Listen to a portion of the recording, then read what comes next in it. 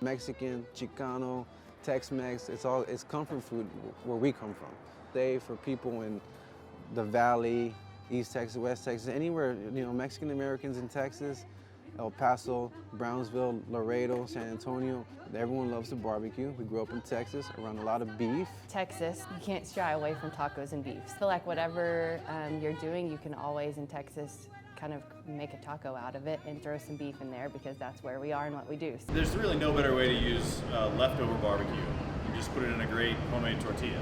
Tex-Mex is very much beef oriented because this is a cattle state. Fajitas are very much Tex-Mex. They were created in the tradition of taking the skirt steak and cooking it over mesquite. A Mexican way of introducing una carne asada in a steak fajita way. I mean, I grew up at a time where fajitas were given away. Late 60s, early 70s, fajita meat was basically thrown away. Fajita meat was not used by the butchers and the meat markets over there. We didn't have a lot, so being able to make the extra money to get beef, because beef was king, always come and, the brisket, because A, it's a great piece of meat when it's cooked really well. It's like having an awesome steak.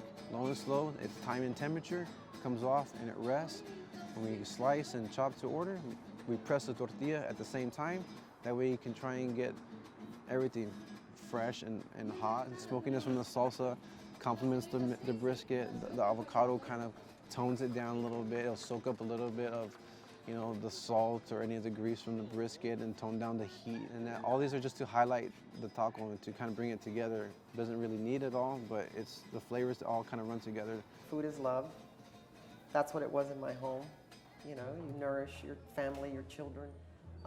And so that's what it was in my household. And I just became attracted to learning how to cook and how to duplicate the flavors of what my mothers, and I say mothers, I include mother and grandmother, tias, or whoever, were cooking.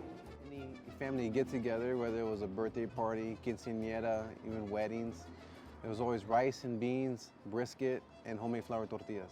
I wanted to be able to share what my family did and what a lot of other families and my friends and what I felt we grew up on.